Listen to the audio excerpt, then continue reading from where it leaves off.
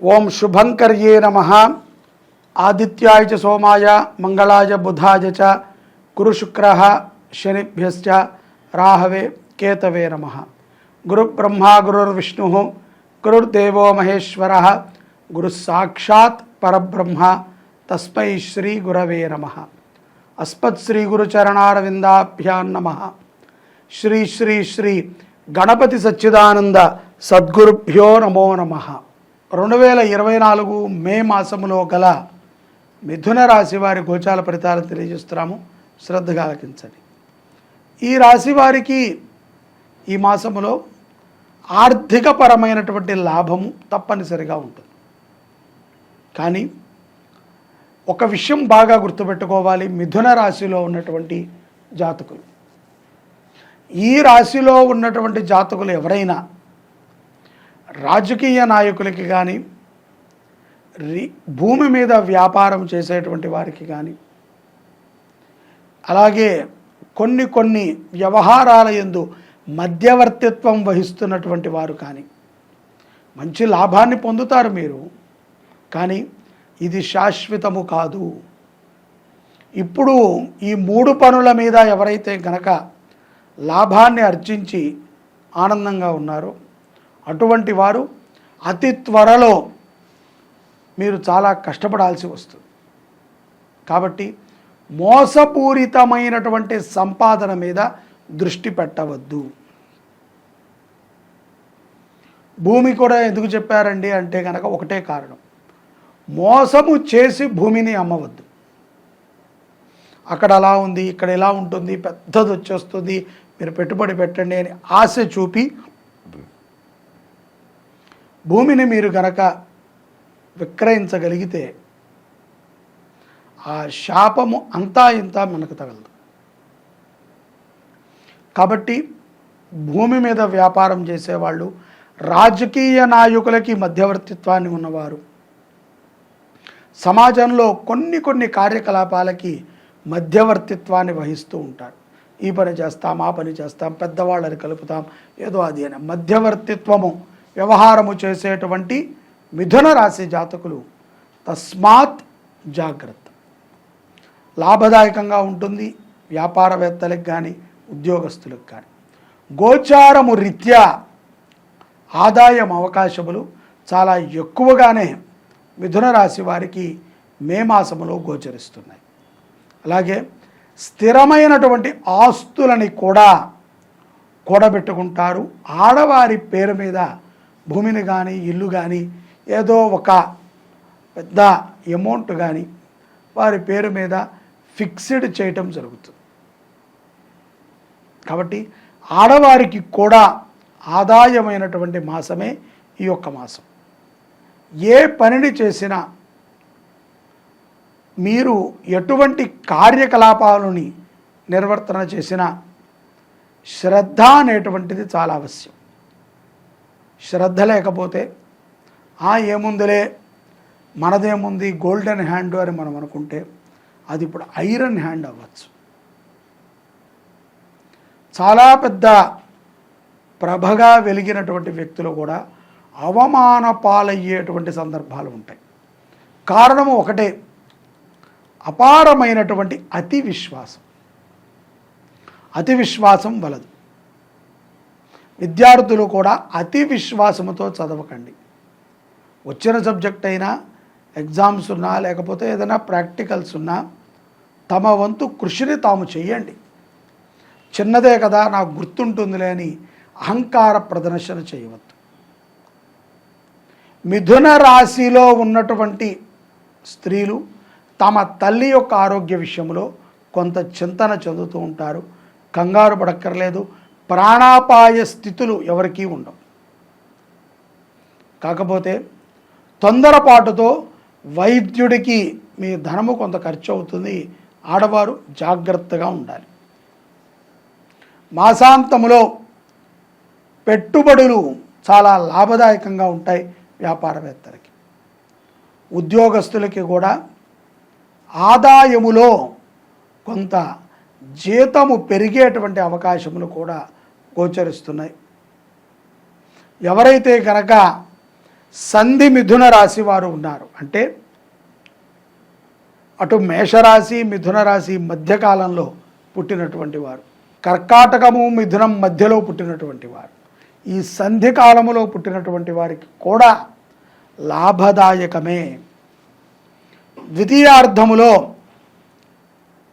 శీతల పానీయాల వల్ల కొంత అనారోగ్యం చూడాల్సి వస్తుంది, కానీ అది తాత్కాలికమే, పర్మనెంట్ కాదు. అలాగే శివ దర్శనము చాలా అద్భుతమైనటువంటి ప్రశాంతతని, ఆలోచనలో ఉన్నటువంటి కీడుని తొలగిస్తుంది. మిథున రాశి వారు మాసాంతము లోపల సుప్రసిద్ధమైనటువంటి శివక్షేత్ర దర్శనములు సత్ఫలితాలను ఇస్తాయి. అన్నదానము చేయాలి. మిథున రాశి వారు ఎంతో కాలముగా గ్రామదేవతకో ఇంటి దేవతకో మొక్కు ఉండిపోయారు. ఆ మొక్కు ప్రభావము చేత అన్ని పనులు అవుతున్నాయి, కానీ సంతృప్తి లేదు. తృప్తికరమైనటువంటి జీవనం గడపట్ల ఆ రోజున తప్పనిసరిగా మీరు ఇచ్చినటువంటి గృహదేవత గ్రామదేవత మాట మీకు స్మరణ వస్తుంది. అయ్యో ఈ పని చేసుంటే బాగుండేది. అలాంటి స్మరణ చేసి పని చేసేటువంటి మీకు తప్పనిసరిగా ఈ మాసములో ఆ గృహదేవతో గ్రామదేవత యొక్క అనుగ్రహాన్ని మీరు పొందాలి. దానికి సంబంధించినటువంటి పరిష్కారాలని విధి విధానాలని మీరు చేయాలి. కాబట్టి మిథున రాశి జాతకులు ఈ యొక్క మాసంలో శివారాధన విశేషం. అలాగే మీ యొక్క గ్రామదేవతో ఇంటి దేవతను ఆరాధన చేయటము చాలా సత్ఫలితాలను ఇస్తుంది. భోగభాగ్యాలని మే రాశిలో మిథున రాశి వారికి మే మాసములో సంక్రమిస్తున్నాయి. అవి మీరు పొందగలుగుతున్నారు అంటే సత్ఫలితాలను మీరు పొందగలుగుతున్నారు అంటే వాటికి రుణపడి ఉండాలి. నర్మదా నది పుష్కరాలు చాలా విశేషమైనటువంటివి. నర్మదా నదికి రహస్యం అంటే ఒకటే, తనకి ఎక్కువగా నర్మదా నదికి తేమ ఉండదు. చాలా నదులకి తేమ ఉంటుంది. మీరు కృష్ణానదిని చూస్తే పాచిపడుతూ ఉంటుంది. అది గోదావరి కొంత ఉష్ణమైనటువంటి నీరు ఉంటుంది. గంగకి ఏ భావన ఉండదు, చప్పగా ఉంటుంది. నర్మదా నది యొక్క మృదుత్వం ఏమిట్రా అంటే అతి మధురమైనటువంటి జలము నర్మదా. ఆ పదములోనే ఇది ఈశ్వరాంశ, ఈశ్వరుడి యొక్క జటాజూటము నుంచి పడినటువంటి గంగ కంటే ముందుగా నర్మదా అక్కడ ఉంటుంది. నర్మదా చాలా మృదు స్వభావి. నదులన్నీ మృదు స్వభావాలే, నర్మదా పరమ మృదు స్వభావి. బ్రహ్మపుత్ర అనేటువంటి నదిని కూడా మనం వినే ఉంటాం. ఇది నేపాల్ ప్రాంతంలో ఉంటుంది. సింధు నది కూడా మనకి ఇంచుమించుగా గోహతి దగ్గరలో ఉంటుంది. ఈ నర్మదా భారతదేశానికి మొత్తానికి మధ్యలో ఉంటుంది. తన యొక్క పాయ ఇతర జలాలలో సులభంగా కలుస్తుంది. కలిసినప్పుడు ఇతర జలాలకు ఉన్నటువంటి స్వభావము నర్మదా నదికి వస్తుంది. స్వతహాగా నర్మదా నది చాలా తీయగా ఉంటుంది. ఈ యొక్క నర్మదా అమ్మవారికి, నదీ దేవతకి మనము 12 సంవత్సరాలు ఆగాలి మళ్ళీ పుష్కరాలు రావాలి అంటే. ఇప్పుడు మనకు ఎలాగో వచ్చాయి. మే 1, 2024 నుంచి మే 12, 2024 వరకు 12 రోజుల పాటు ద్వాదశం దివసే పుష్కరాణి ఆచరేత్. ఎందుకంటే 12 రోజులు, ఒక 2-3 రోజులు పెట్టుకుంటే అయిపోతుంది కదా అంటే, పుష్కరము అంటేనే 12. మొదటి రోజున ఏతత్ సుముహూర్తము 8:45 7:15 ఏదో సమయం ఉంది. ఆ సమయానికి గురుడు నదిలో ప్రవేశిస్తాడు. అప్పటి నుంచి 12 రోజుల పాటు సకల దేవతలు కూడా వస్తూ ఉంటారు. వారి వారి కార్యాచరణ తీరిన తర్వాత నిదానంగా వచ్చి స్నానాలు చేసి అనుష్ఠానాలను చేసుకుని వెళతారు. ఈ 12 రోజుల పాటు ఎక్కడెక్కడెక్కడెక్కడో ఉన్నటువంటి వారు రాలేరు. కాబట్టి మనము వారందరి పేరు మీద 27 నక్షత్రాల కోసమని, 9 గ్రహాల కోసమని, అలాగే పితృదోష నివారణ కోసమని మనము నక్షత్రపూర్వక నవగ్రహ రుద్రయాగాన్ని చేస్తున్నాం.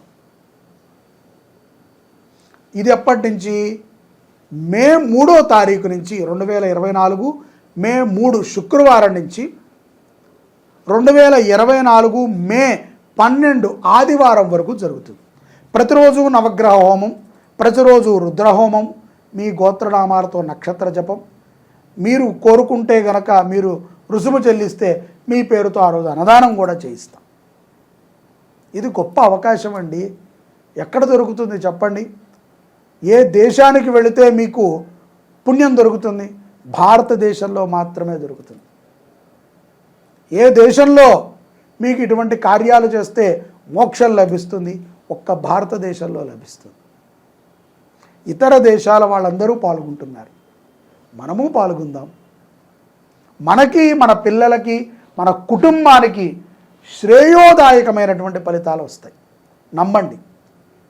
ఆ యొక్క నది మిమ్మల్ని అనుగ్రహించింది అంటే, బృహస్పతి అనుగ్రహించాడు అంటే సకల దేవతల అనుగ్రహాలని మీరు పొందినట్టే. పాల్గొంటారు కదా? జై శుభంకరి.